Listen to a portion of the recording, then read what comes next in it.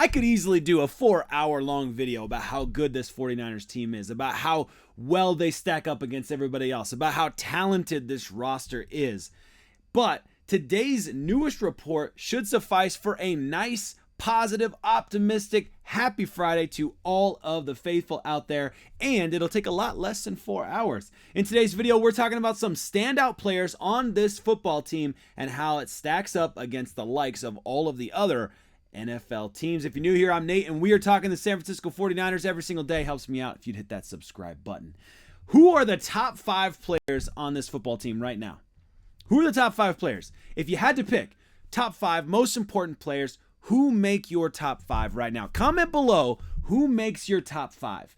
And if you want to go even further, tell me what order they come in. Who's number 1, 2, 3, 4, and 5? It is really hard to actually identify top 5 players and their orders because they're all playing different positions. And they all have different values that they bring to the team. And they all have different levels of importance. So I'm going to challenge you, and I'm excited to join you in the comments section and hash out who the top 5 players are for this football team and what that means going forward. Because the good news is this: Pete Prisco of CBS Sports put out his annual top 100 players in the NFL going into the 2024 season, and he picked, count them, 9 San Francisco 49ers players in the top 100 list. And while 9 may not feel like enough when you think about how star-studded this team actually is, compared to all of the other teams and compared to, the number 100 out of 32 teams, it's actually pretty crazy. I mean, think about it.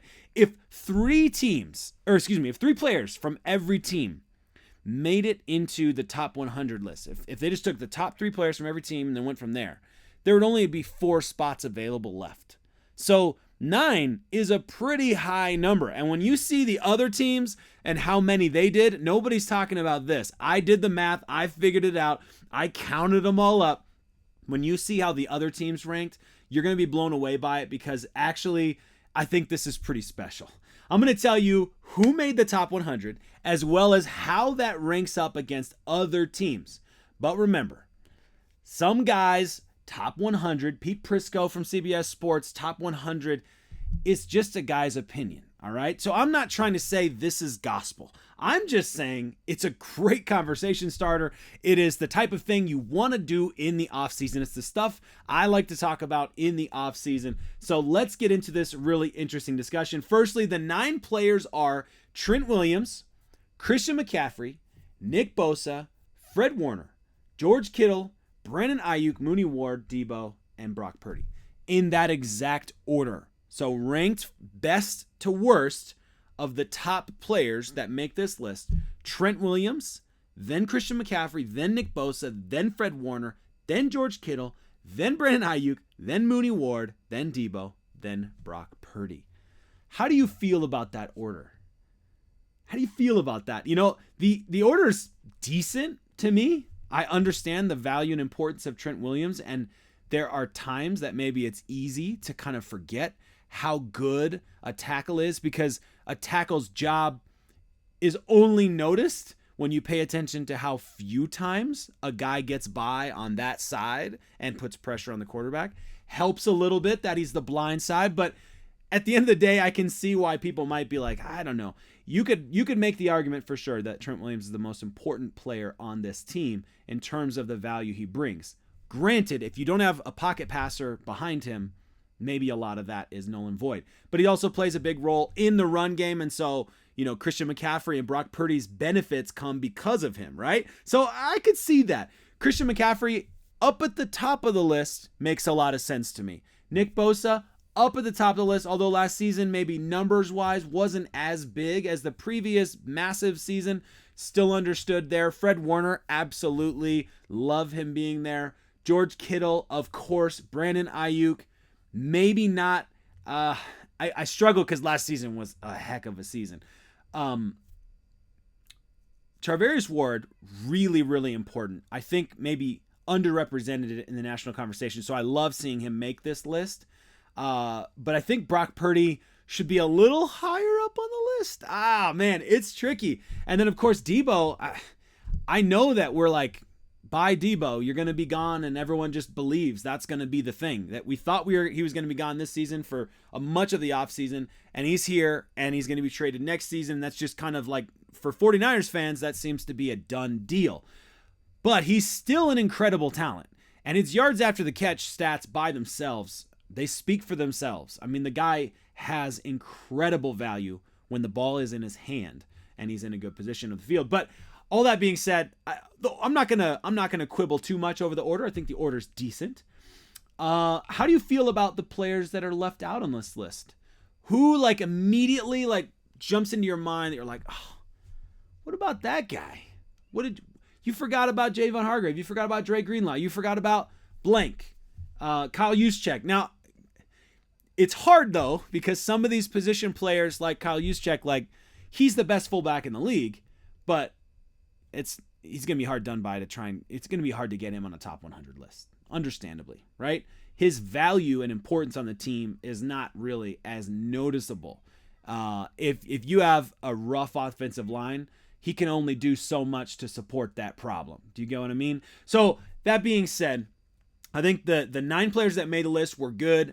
I don't feel too bad about some of the guys that missed the list. There's a part of me that feels like Dre Greenlaw should be there, just because he had so many big moments, especially like against the Green Bay Packers, 2 interceptions. I mean, he had a big game. So all that being said, I'm not going to quibble too much over that because, man, I could do that for a while. How do we stack up against everybody else? I will show you the list, by the way, too, in a few minutes and actually show you their positioning. And I will quibble about a couple of the positions that were given out. Most of them I actually feel pretty good about. I think that this is a mostly fair top 100 list, partially because there are so many talented players in this league that it's hard to look at them and be like, no, he can't be there. He's got to be here. But there's a couple I'll get to in a minute. But first, how we stacked up against everybody else. This is what I thought was most interesting. And I'm a little surprised, to be honest, that nobody else is talking about this particular thing. Because it's easier to just, Command F if you're on the Mac or Control F if you're on a Windows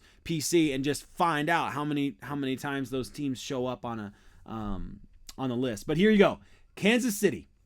They have 7 players. They are the next highest team. They're tied for the next highest team. So we have 2 more players on the top 100 list than they do. Detroit Lions, Baltimore Ravens also each have 7 top 100 players on there. Ravens was a little surprising to me, but you'd have to watch a lot of Ravens football to really, I think I would have to watch a lot of Ravens football to feel super confident making an argument against some of these guys on the defense that I don't watch enough of their games to really have a strong feeling about it. Philadelphia Eagles, Houston Texans, Dallas Cowboys each have 6 players apiece on there. Miami Dolphins have 5 players. And now that's it right there. Now we're down in the 3 2s and 1s, which, remember, the average, if every team were to have an equal number on this list, it'd be about 3 players per team on the list. So now you're getting into kind of a funny spot here, I suppose. But in terms of the numbers, but Cincinnati gets 3 on the top 100. Vegas gets 3 on the top 100. Anyway, I don't want to talk about Vegas. Bears, 3 on the top 100. Chargers, 3 on the top 100. Green Bay only had 2 on the top 100. The one that I'm sure you'll know, Jordan Love, where he gets placed is an interesting one. We'll talk about that too. Rams only have 1 player on this list, Puka Nacua, not Matthew Stafford, which is an interesting one. He did not make the top 100 list. And because Brock Purdy made the list, that tells you what Prisco thinks about Brock Purdy versus Matthew Stafford, which is an interesting conversation just from our own little NFC West bubble.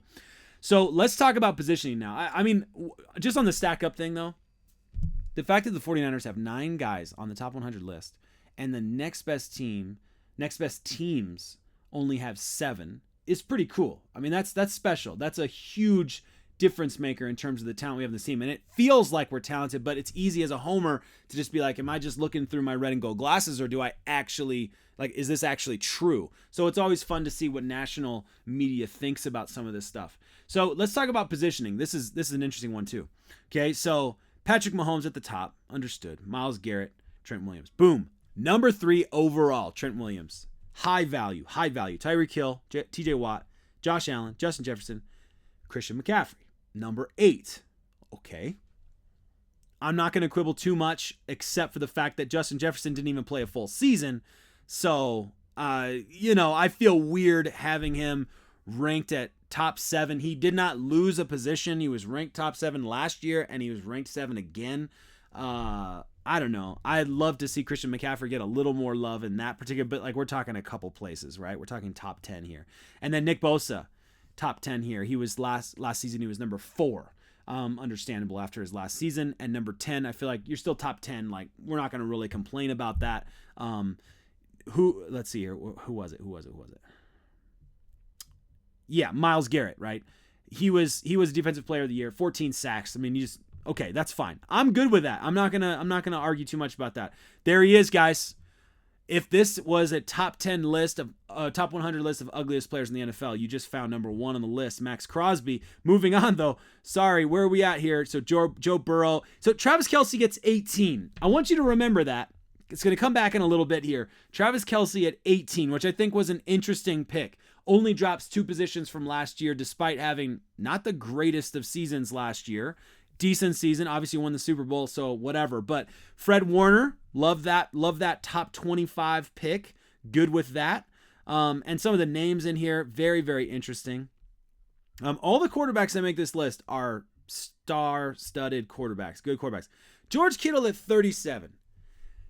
This one bugs me a little bit, and I'm going to drop CJ Stroud off the page for a second because that sort of messes with my head a little bit in terms of the value CJ Stroud is.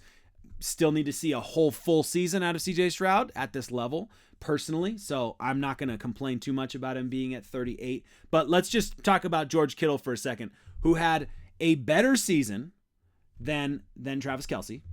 He had the better season than any other tight end in football. I mean, this was his best performance relative to his fellow tight ends in the NFL this year. And the value he brings is so much more than just a pass catcher. He's not a Rob Gronkowski, just put him out there 8 yards, throw the ball, and he's going to fall forward because he's powerful and 200 pounds heavier than every guy out there. I mean, obviously not literally, but you know what I mean.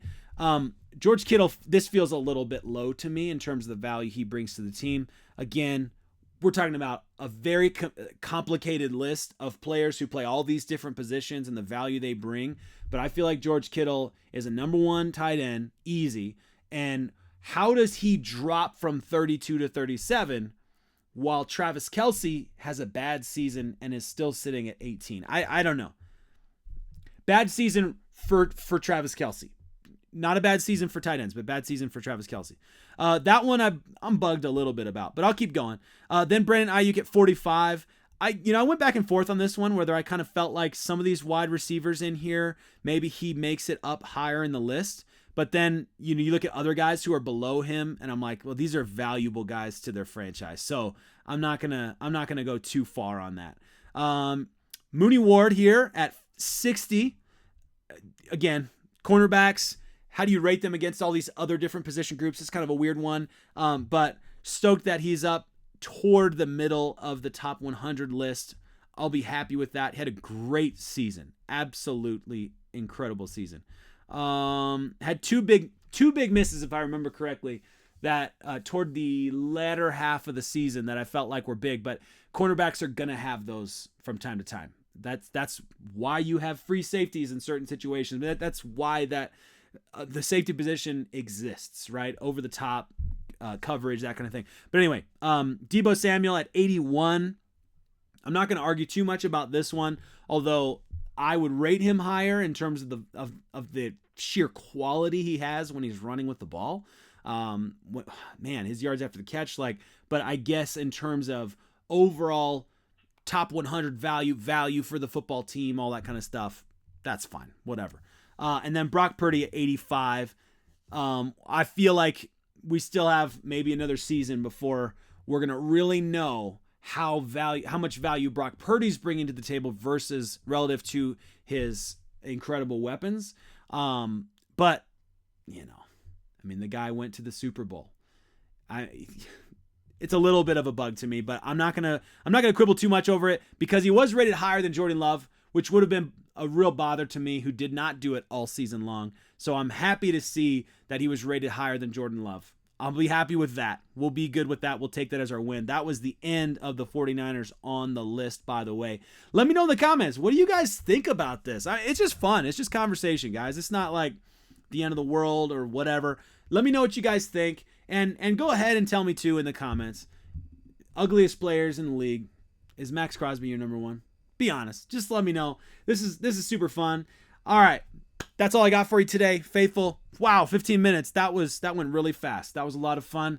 I look forward to joining you in the comments. What a time to be alive.